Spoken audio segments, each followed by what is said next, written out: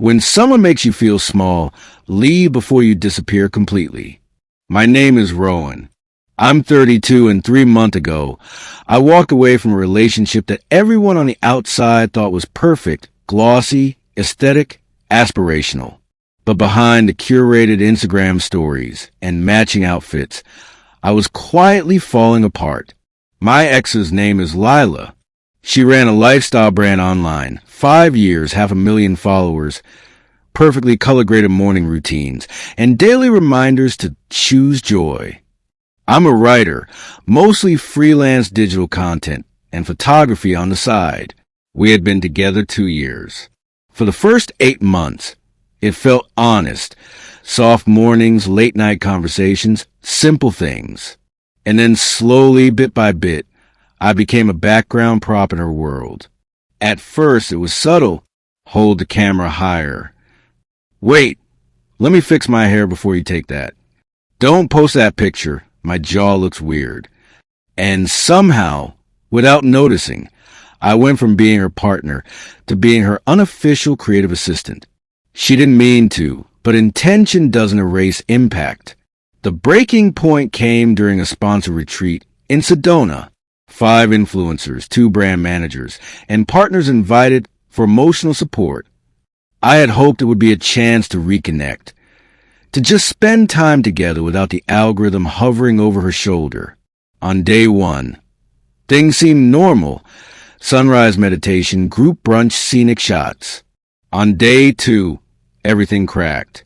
We were doing a group hike to Cathedral Rock. The brand had sent a wellness coach named Theo to guide us. Tall, polished, the kind of person who looked like he stepped out of a Lululemon ad campaign. He kept complimenting Lila's aesthetic energy, whatever that meant. I tried to laugh it off. Then halfway up the trail, Lila said loudly, loud enough for the other creators to turn their heads, "Babe, can you walk a little behind us? You're throwing off my shot." Then she added jokingly, "You know how he gets sensitive about attention." People laughed. I pretended to laugh too, even though something in my chest felt like it was collapsing inward. But it wasn't over. At the top, while everyone was taking photos, Theo adjusted her posture, hands on her waist, and she giggled that bright, performative giggle she only used in groups. When she turned to me and said, "If you're going to sulk again, maybe sit this one out." Everyone heard. Everyone went quiet. And I felt small, almost invisible. Later that night in the cabin, I brought it up gently. She sighed dramatically. "You're exhausting, Rowan. I can't babysit your insecurities on a professional trip." Professional trip? We were supposed to be here together. She left for a networking dinner. Without me. Didn't invite me. Didn't even look back. While she was gone, I sat on the edge of the bed for an hour. Not thinking, just feeling the echo of humiliation run over me in waves. Around 11 p.m., I opened my laptop, search flights home, and stare at the screen until the numbers blurred. A 5:45 a.m. departure. Connecting through Denver. I booked it before I could talk myself out of it. I packed quietly. Left a simple note on the desk. "Taking space. Please don't call tonight." I walked out of that cabin at 4:30 a.m., the desert air cold against my face, and for the first time in months, I could breathe. When I landed back home, everything exploded. While I was midair, another influencer from the retreat posted a TikTok clip of Lila saying, "If he's going to be jealous, he can stay behind," followed by a wide shot of me walking down the trail alone. Caption, "When your vibe doesn't match your brand." It went viral, but not the way she expected. Comments were brutal, not toward me, but toward her. "Why would you speak to your partner like that? This man looks emotionally exhausted. She treats him like an employee." Within 72 hours, she lost 20K followers. Brands paused collaborations. A commentary channel dissected the Sedona video.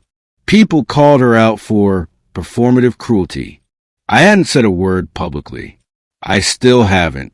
But I posted one photo, a simple desert shot, captioned, "Silence is also communication." It blew up.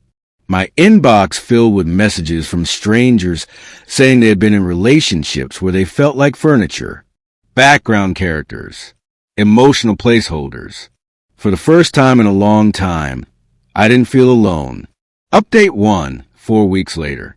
My life got strangely bigger after leaving. Old clients reached out. A small magazine wanted to feature my writing.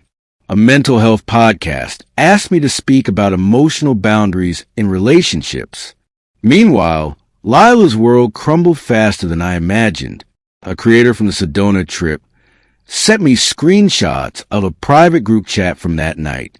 Lila joked about how I was too sensitive, how she was tired of carrying a relationship, and how some people aren't strong enough for the influencer world. When another creator told her she was being cruel, she replied, "He'll get over it." Seeing that hurt in a new way, not heartbreak, but recognition. Recognition that I had been loving someone who didn't value softness unless it performed well on social media. Then her messages started. First a text, "Can we talk? Please." Then calls. Then a long paragraph about how she was under pressure, stressed, overwhelmed, and how she never meant to push me away. I read it twice, didn't respond, not out of anger, but because I finally understood that silence can be an answer. Update 2, 10 weeks later. She showed up at my apartment, hair tied back, no camera, no curated vulnerability, just a person who looked tired. She asked for 10 minutes. I let her in. She admitted everything, that she had been spiraling, that she chased validation like oxygen, that she forgot how to love without an audience watching. She cried, real cry, not the soft, pretty kind she used for apology videos. She said, "I wanted you to fight for me. I wanted you to prove I mattered." And I realized, truly realized, how incompatible we had become. I said, "I shouldn't have to fight to be treated gently. Love isn't performance. And I'm done auditioning." She nodded and whispered, I didn't know how lost I was. When she left, I didn't feel triumphant, just free. Update 3, 6 months later. Life is quiet now, healthy quiet.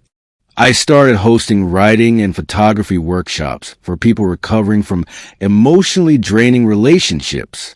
I published a photo series called Unperformed, all natural light, no filters, raw moments.